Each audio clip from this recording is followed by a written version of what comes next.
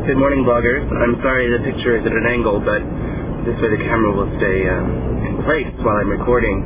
Today is Tuesday. It is January the 13th, 2009. Happy New Year. Happy New Year.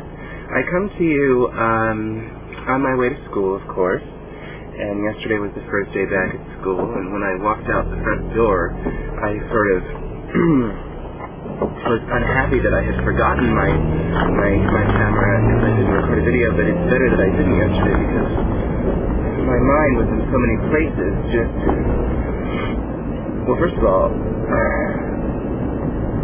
explain what has been going on in my life for the last month almost. I was on break from school for 3 weeks, so I spent a week in New York visiting my friends and my family, which was wonderful. And after I was finished with that, during that, I suppose, I saw two Broadway shows. I saw Speed the Plow after Jeremy Piven exited, and it was just horrible. Raul Esparza is brilliant, so I'll see anything that he's in. He's just an incredible actor. So the acting in the show is not problematic. It's just the show is so bad. When I spoke with another teacher, she said she remembered it being very cynical, and I don't think it is cynical. I think that is exactly what the movie industry is like from my own peripheral experience, having lived in Los Angeles for the last 5 years. And I think it's disgusting and despicable, and I hate people who do those things. That's what I have to say. Anyway, so that was awful. Then, after I had been with my family, I then went back to New York City, and I saw Gypsy, and I think maybe 20 minutes into the show, it occurred to me, Gypsy is my favorite play. Without a doubt, it is my favorite play.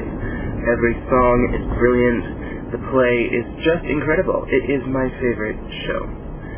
So I'm wearing my Gypsy shirt today because we're watching Gypsy in my drama classes because I just was completely, cast under the spell. And the thing that was particularly brilliant about this Gypsy that's on Broadway now, it's closing I think next week, is that Patti LuPone is playing the part of Mama Rose, and she is just incredible. Of course, she just is incredible. But then besides that, Arthur Lawrence, who wrote it, he also wrote West Side Story, keep in mind, directed this version.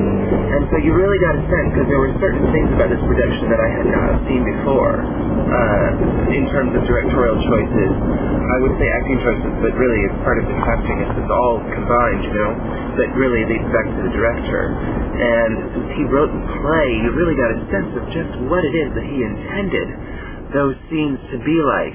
And also, since I love that this just stops by itself. This is part 2 of January 13th. So, since it's a stage musical about the theater, you get a sense that the audience is really a part of the show. And I didn't feel that when I had seen previous productions. I did not feel that watching the film with Bette Midler or Natalie Wood, Rosalind Russell. I just did not get that sense of how much the audience is part of the show, so that when Baby June comes out and takes vows, and the audience isn't clapping anymore, but she still keeps coming out. When Mama Rose sings Rose's Turn at the end of the show, and the audience is loving her, and she is loving the audience in such a transparent way that is not something that an actress would ever do on a show. And so it wasn't just like loving that the audience loved her, it was loving the attention that she never had. It was incredible. I wanted to scream in the audience. I was so beside myself. I just love it. I completely love it so much.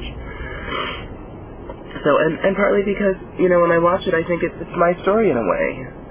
Because, this Mama Rose character, she has incredible talent, and they have gone unused because she didn't have someone to push her in life towards using those talents. And I feel like I had the same problem. My parents were more, I don't want to say that they were more aware of the talent that I had or my sister had, my brother. I think it's more that if they just knew what it would take for us to fully realize those talents, like having dance classes or voice lessons and things when we were really younger. If I had learned how to play the piano when I was 10. my life would be very different than it is now. And I will forever be crippled by the fact that I didn't do those things as a kid.